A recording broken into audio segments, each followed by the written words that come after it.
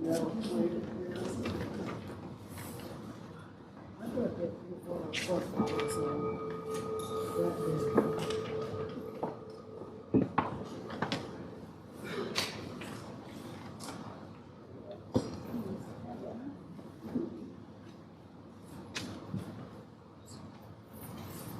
morning. Good morning. Happy New Year. Happy New Year.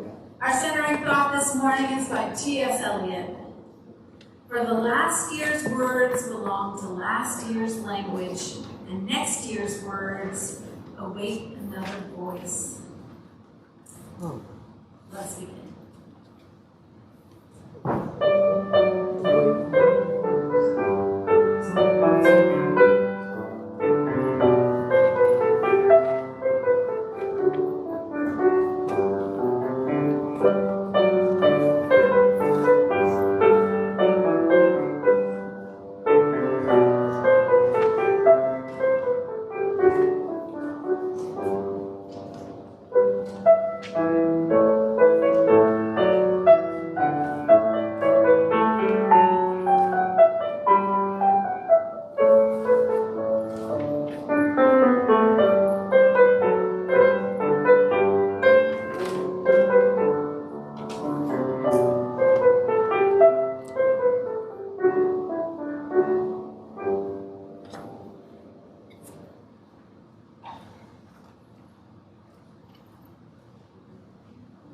Welcome and good morning.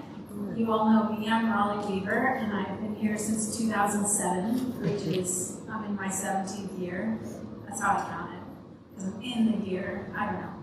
Anyway, I am happy to see that I'm preaching to more than the choir this morning. We don't have, not that there's anything wrong with preaching to the choir. We don't have anybody doing coffee hour. I did make a couple pots of coffee, and if you can help put out snacks, I took things out of the freezer, and we can visit next door. Otherwise, if you just want to go on your way and celebrate your new year, I understand. We'll begin with a moment of silence. This church was founded in 1638, and we usurped the Massasoit Wampanoag tribe, which still lives and breathes in the Massachusetts area, and so we'll hold a moment of silence for the actions of our church founders.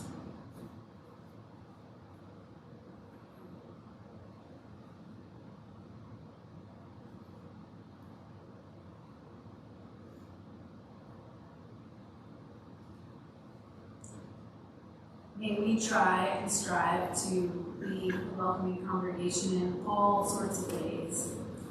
There are several announcements in your order of service. I draw your attention to the Readers and Writers Workshop that will begin every Thursday during the month of January and February. It's online.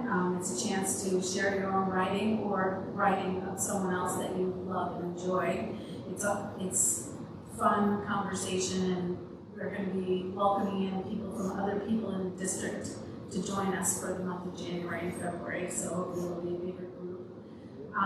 There are all kinds of UU offerings for classes through the collaborative. The website is in your order of service. Those classes are free because I teach a few classes for the collaborative. You guys get to participate for free, and I hope you'll consider signing up. There are a lot of interesting offerings. There is a coffee house, isn't there? The first Fridays? No? No, it's going to be on the 26th. So it's going to be on the 26th. So mark your calendar for the 26th, Friday the 26th, the next coffee house. Ruth Rappaport. Ruth and Ben. Ruth and Ben. String Band. String Brand. Oh, that sounds good. Yeah. Okay, so please, the 28th. 26th. 26th. And also the Justice Film Series will be starting up again in February, and the list of films are in the order of service. We'll be doing a Tuesday night watch asynchronously and then discuss some Netflix offerings, and if you prefer not to come on Sunday, you can participate in that. We will now begin. One more announcement. Lisa asked me to announce that she's looking for volunteers for the first Friday Families Night Out. Oh, This yeah. Friday. So this Friday is the first Friday's Family Night Out. That's an opportunity for families in Dedham and our congregation to bring their kids to have fun.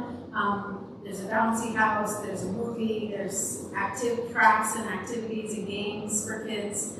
If you have any interest in helping to supervise, we can always use a few hands. It's always very much fun. I'm usually there, Lisa's there, and we have a few other volunteers from the RE committee, but it would be great if the congregation would get involved. It's a wonderful way for people to get to know about our church and to find out things. Now we will begin.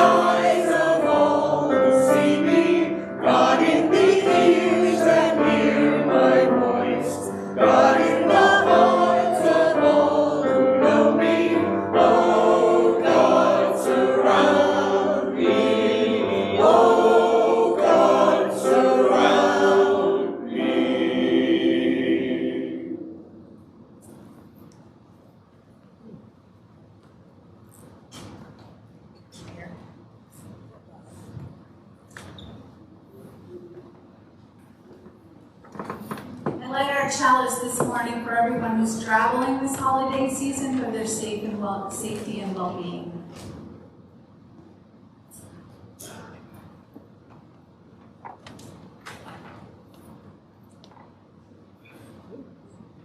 And I light our green sanctuary candle for all the ways we strive to be a more sustainable congregation.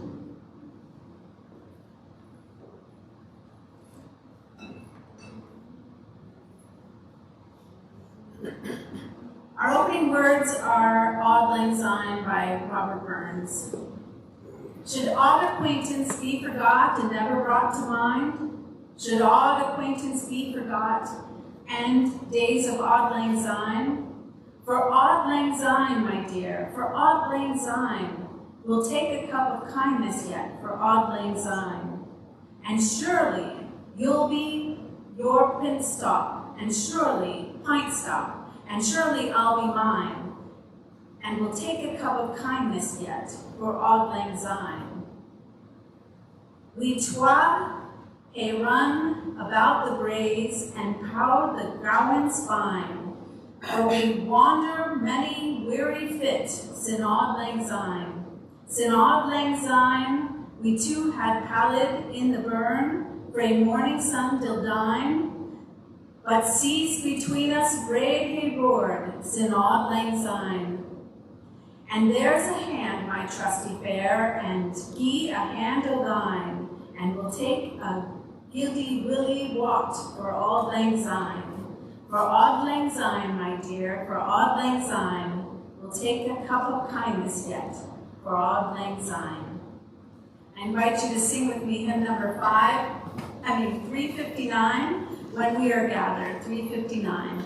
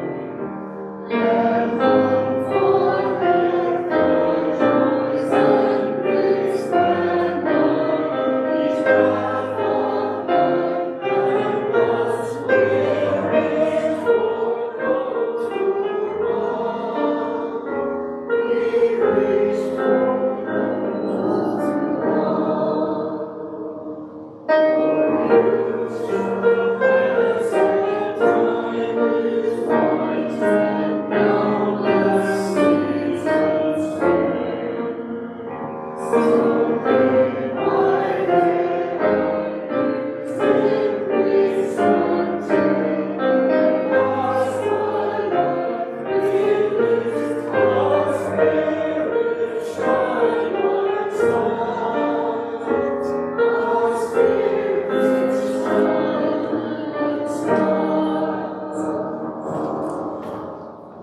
say with me the unison affirmation as is printed in your order of service. Love is the spirit of this church, and service is its law, to dwell together in peace, to seek the truth in freedom, to serve humanity in love is our covenant with each other and with God. You may be seated. An offering to support and sustain the ministries of this church will now be given and gratefully received.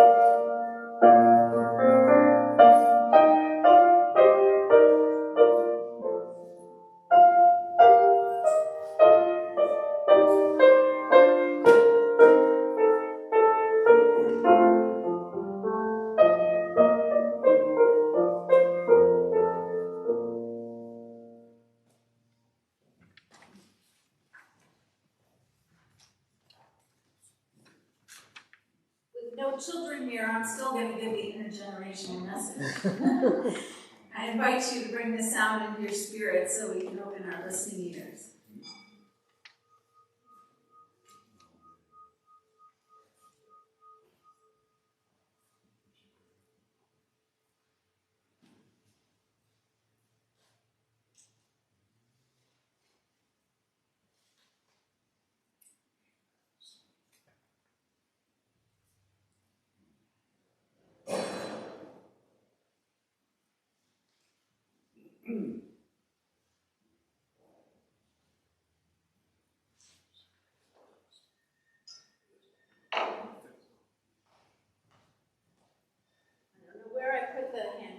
So I will speak from this microphone.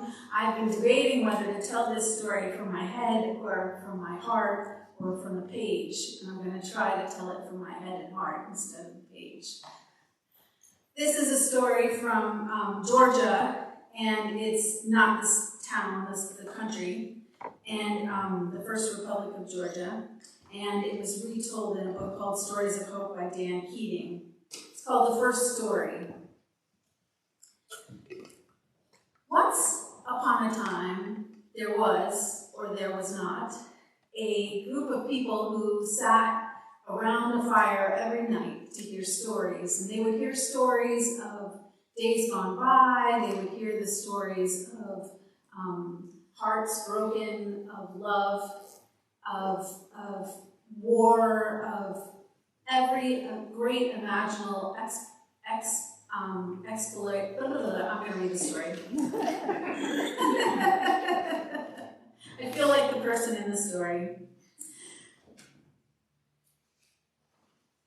Once there was, and once there was not, once a long time ago, there was this village. And in the village there were elders who kept old stories alive. These were stories of bygone days, acts of great courage and great love, old myths that told these people who they were, who they had been, and who they would be. In this village there was a boy, and this boy loved those old stories. and he loved the old storytellers. Each night they would gather at one of the elders' cottages, and they would tell stories by the light of the great hearths.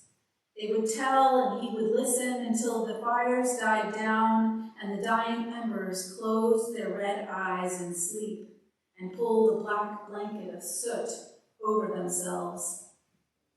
The boy grew with these stories, and unknown to him, they grew in him too. One evening, when the years had passed and the young man was listening, his eyes were closed, but the vision was the story. Suddenly, the story flew from his mind, and the old man who was telling the story stopped and called to him and called his name.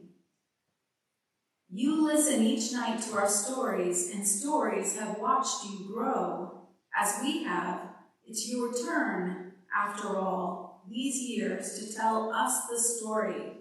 One of these stories you've heard so often. The young man was shocked. I can't tell a story, he stammered. I only listen. I wouldn't know where to begin. That part is easy, said the old man. Each story starts the same way. Once there was not. Which means that what is true once and twice may not be true a third time. Or maybe it means that what is true for two people is seldom true for the third. Begin, the young man tried. Once there was, and once there was not.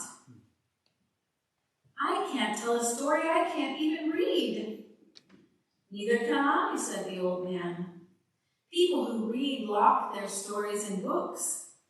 We keep them alive in our hearts. Start again. What if I forgot the words? A story is like a letter. It comes from the past, and we read it and add our words to it and send it into the future. Start again. The young man tried to start the story, but as he looked around the room and he saw all those faces, the faces he loved so well, creased in wisdom and in beauty, his words turned to stones in his mouth, and he lowered his eyes to the floor. The smile on the old man's face faded, and as did the smiles in all the room. The elders looked at the young man with sadness in their eyes. People who listen to stories but do not tell them are like people who reap the harvest but never sow seeds. They're like people who pick the fruit but never prune the tree. They are like people who wish but never act. Tell us a story or leave. When the young man heard these words, he started his first story, and all the smiles returned. I invite you to a time of prayer or meditation, as is your practice. We begin by breathing in peace and breathing out love.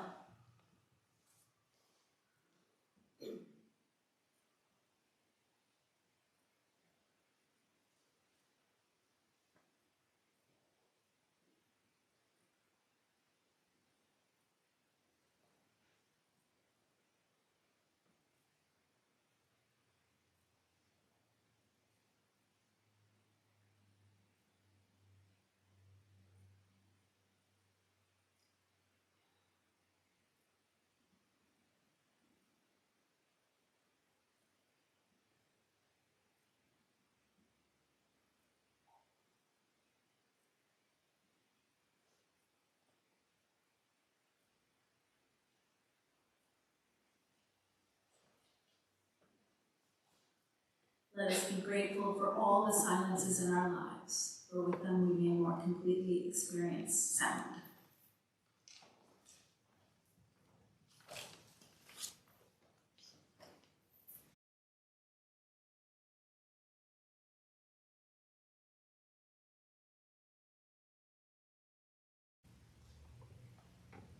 Our first reading is an excerpt from It's Never Too Late to Start Over by Marissa Donnelly, from The Art of Letting Go by Rhonda. It's never too late to start over, to hit the pause button, breathe, then breathe again, then begin again. You don't need to lose yourself in the shuffle to get caught up in your mistakes and your fears and your anxieties. You don't have to hold on to your anger or your sadness and carry it with you in a little jar. You are more than a little jar, waiting to be filled by unsatisfying things, material things, superficial love, addictions and vices, and so many other negatives that leave you feeling emptier than before. You are more than that little jar you feel defines the person you are so much that you try to fit yourself into its glass walls, try to keep contained within the edges and not overflow. There is no rewind, but you can always restart. Let go. Let go of the toxic friends, of the urge to gossip, of the anxieties over what he said and what she said, of the worry you feel over a future you cannot control. Let go. It's never too late to put down that jar you're carrying and pull yourself out of it. Grab your legs and arms and brain and heart and soul and reconstruct them back into the self you're supposed to be. Reshape, remold, reconnect, and begin again. You are not supposed to be this static person, this person you've always been and always will be. The world is continually shifting, and you are continually moving within it, in whatever direction you want. If you don't like that direction, turn. Don't turn back. Don't turn around. Just turn. Right, left, diagonal, cut across the grass. Take a back road. It's never too late to spin things around for the better, to leave what's been broken and acknowledge that you can't put it back together exactly how it was, to smile at the things you cannot replace, cannot fix, cannot make perfect. Nothing is perfect. You are not perfect. So don't drag around that little jar, the transparent jar of your imperfections for the world to see, for you to see as a constant reminder of the ways you've failed. Forget the jar. Forget how you've always been defined by it, and define yourself by something new. Throw it down, shatter it, watch it fall and break and crush into 1,000 tiny pieces, and celebrate that change hurts and that growth sucks. But now you are free falling, and it is terrifying, but terribly freeing. Then start over, begin again, all at once or piece by piece. Start with the little things, then begin again. And be patient as you begin again, becoming new, becoming yourself.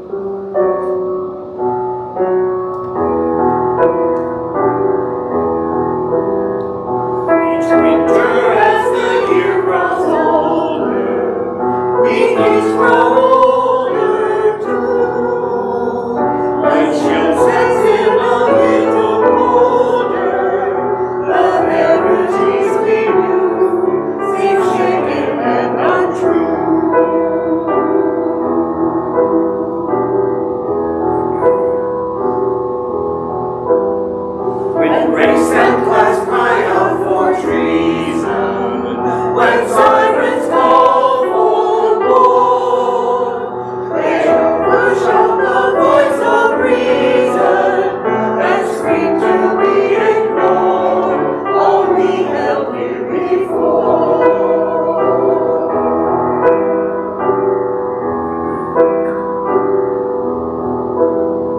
Yet I believe beyond believing that life can spring from death, that growth can flower from our grieving, that we can catch our breath and turn drenched in by faith.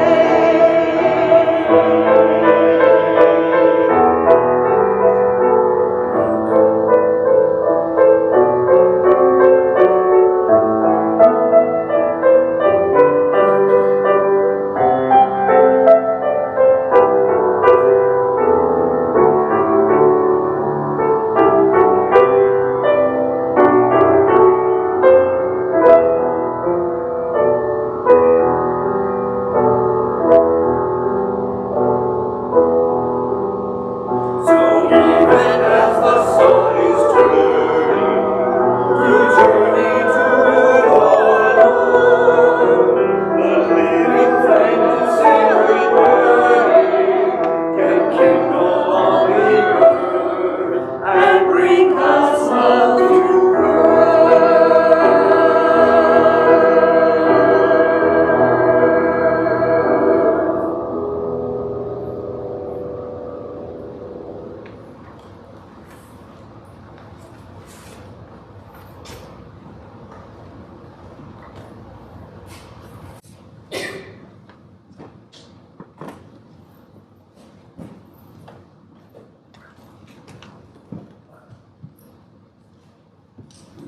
Second reading is an excerpt from Christmas Carol by Charles Dickens.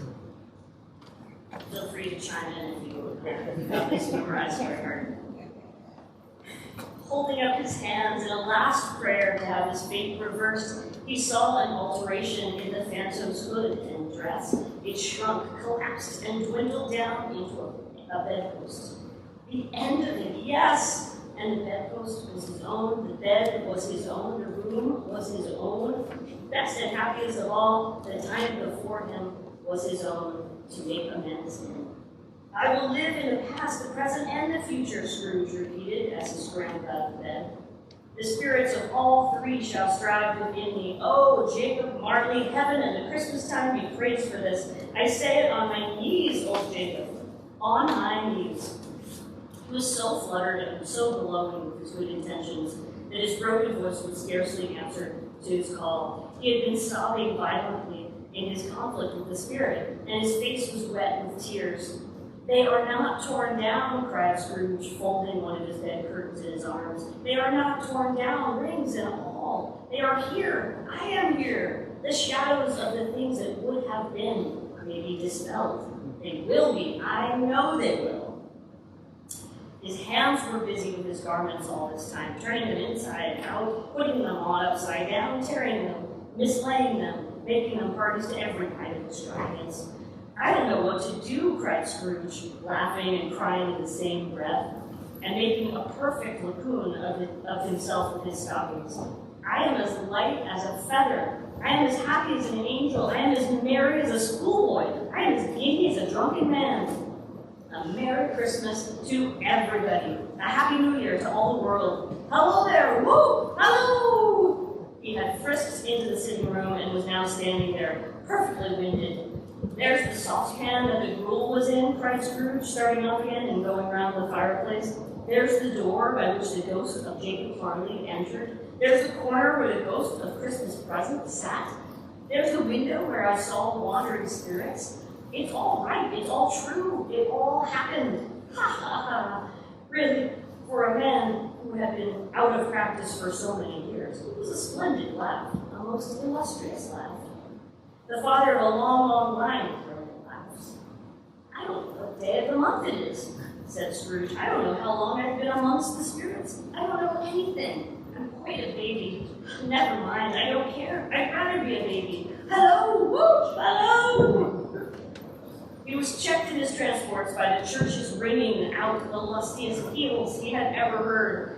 Clash, clang, hammer, ding, dong, bell, bell, dong, ding, hammer, clang, clash. Oh, glorious, glorious. Running to the window, he opened it and put out his head. No fog, no mist, clear, bright, jovial, stirring cold. Cold, piping for the blood to dance to. Golden sunlight, heavenly sky, sweet fresh air, merry bells. Oh, glorious, glorious. What's today? Cried Scrooge, calling downward to avoid Sunday clothes, who perhaps had loitered in to look about him. Eh? Returned the boy, with all his might of wonder. What's today, my fine fellow? Said Scrooge.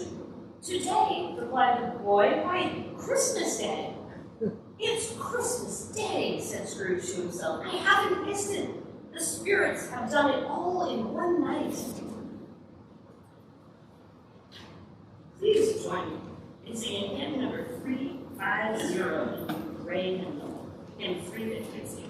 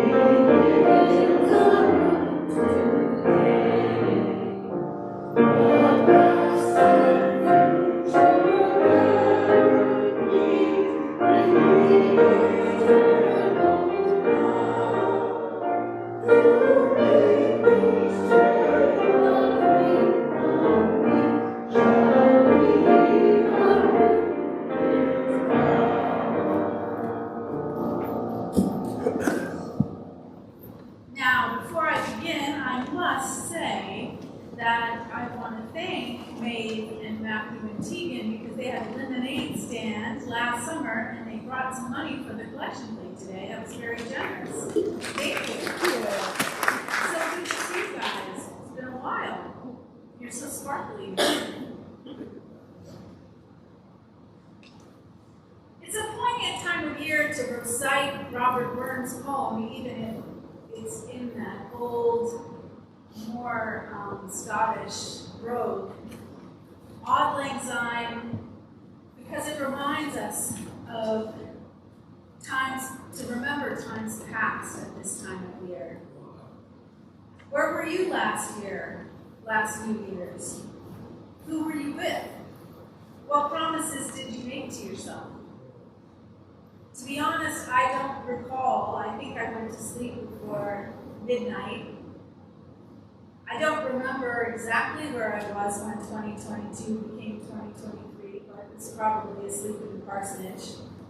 I sort of remember promising to stop eating sugar, to stop biting my nails, and to lose weight, all of which I have done and haven't done. I've worked towards but not accomplished in fits and spurts throughout the year. I might have had more success, though, if I had decided to add something to my life instead of simply taking something away. And that's what I've been thinking about. A new way to start the new year right might be to add something instead of take something away. For example, if I resolved to get a tattoo, that would have been an easy thing to cross off my list. Or even if I decided to grow a rad mullet, it still would have been easier than trying to lose weight after all these years. Or even if I decided to get regular manicures, I would have more easily achieved my goals. Instead, each new year I have chosen what I want to achieve and pointed myself in that direction by trying to subtract something from my life. Every year. As we stand at the threshold of a new year, the words of T.S. Eliot remind us that the language of the past should not dictate the voice of the future. And that we need a new language. If I were to set a new course for the journey of 2024 by using a new language and a new voice for the new year, I might choose a language measured by addition instead of subtraction, and recognize progress not by absolutes, but by effort. Just trying. If I measure my progress only in absolutes, did I absolutely quit eating sugar? Did I absolutely stop biting my nails? Did I lose a certain amount of weight? Then I absolutely fall short of my New Year's expectations every single year. However, if I compare success or failure of my personal goals to years long past, if I look back, like Auld Lang Syne suggests, I am often pleasantly surprised at my percentage of progress to my personal goals. And if you haven't read it, Nicholas Kristof in the New York Times actually makes this point. He talks about how we've made progress in lots of ways, but if we look at just what we've done this year, compared to last year's, we actually see a lot of progress. If we just look at what happened this year, we might feel discouraged. So I think that's a good way to do it. It's to not just take one year into account. The first story reminds us that stories and the stories of ourselves are not actually static. They live within us. We are the keepers of the tales of our lives and the narrative. The elders in the village understood the power of passing stories along, but they also knew that stories should be heard and spoken. I didn't do a very good job of that, but I think if you can tell your story in a different way, it can be a new story. Auld Lang Syne is a perfect example of the fluid nature of storytelling.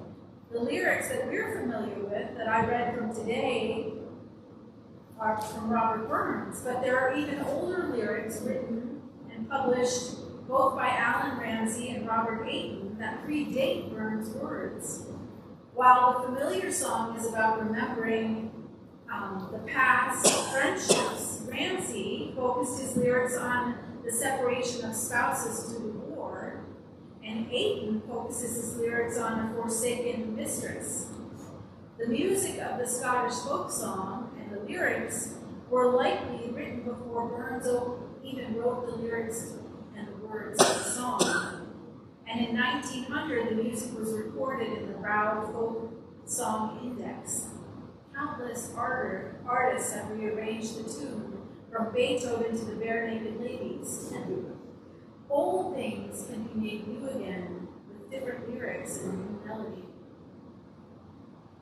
Marissa Donnelly's words in our first reading resonate deeply. It is never too late to start over.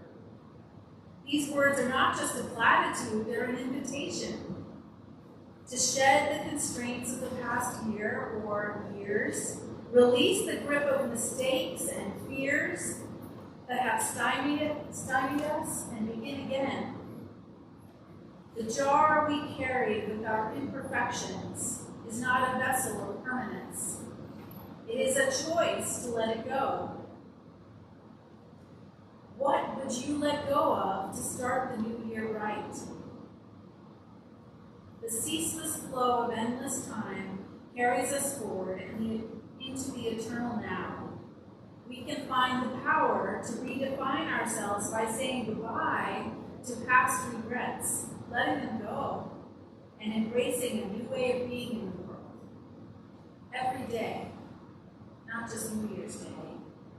The story of the Scrooge, through the story of the Scrooge, Charles Dickens unveils the transformative potential of embracing the past, present, and future to begin again with joy.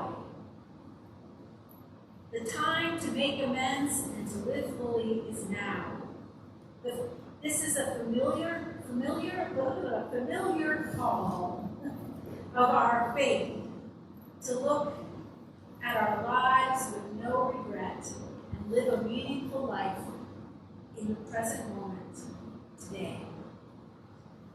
Though Dickens started off in the Church of England, baptized and in the Anglican Church, Dickens visited Boston in 1842 and was impressed by the Very Reverend William Ellery Channing.